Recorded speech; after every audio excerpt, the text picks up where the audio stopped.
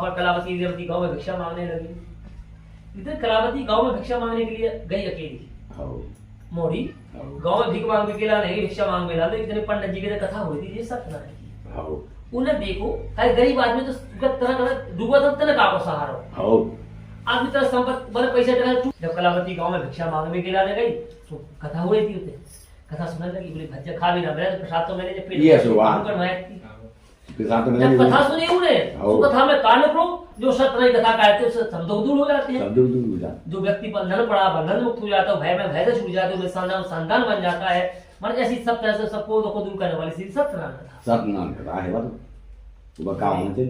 मोड़ी जंगली बात बोले सब दुख दूर करते बोले हम तो के 10-15 साल हुई थी हमारे पिताजी वो पति गए थे बाहर से लौट के नहीं आए। बोले उन्होंने मूड है मैं पे पाऊं। बोले हे सत्यनारायण बाबू हम तुम्हारी कथा करें हम दुख दूर करो। कलावती ने सोची होते और घरे आई तो तरह देर हो गई थी रात हो गई थी घरे।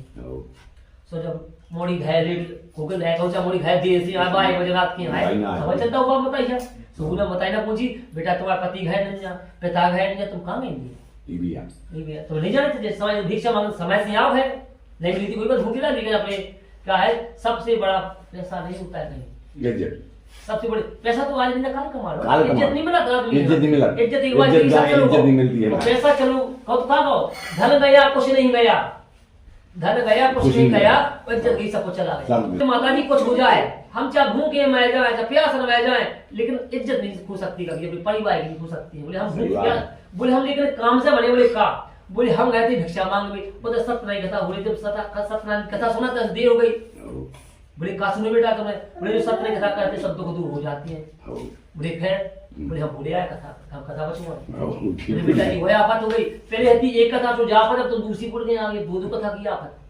तो कलावती बोली बोले माता जी भगवान किसी का बुरा नहीं कहते हैं नहीं कहे भगवान नहीं कहते हम तो हम तो बुरा कहूं सुहा होता ना जैसे बीज गया जो करे तुम भली गया तुम भली करे तुम काम भली गया वो किसी काट ले मन करे जो बीज गया वो करे इस प्रकार से महाराज कलावती बोली माता जी हम सत्यनारायण कथा करेंगे भगवान किसी का बुरा नहीं करते। बोले फिर कैसे बचे कथा बोले हम गांव में भीख मांग रहे और जो कुछ मिले सब कथा बचवा रहे दूसरे दिन सुबह होगा बताई कलावती लीलावती दूसरी गांव में लिखी और भिक्षा मांगी है भगवान की सत्यनारायण के नाम से सबने कुछ ना कुछ जितना बड़ा सबने दिया।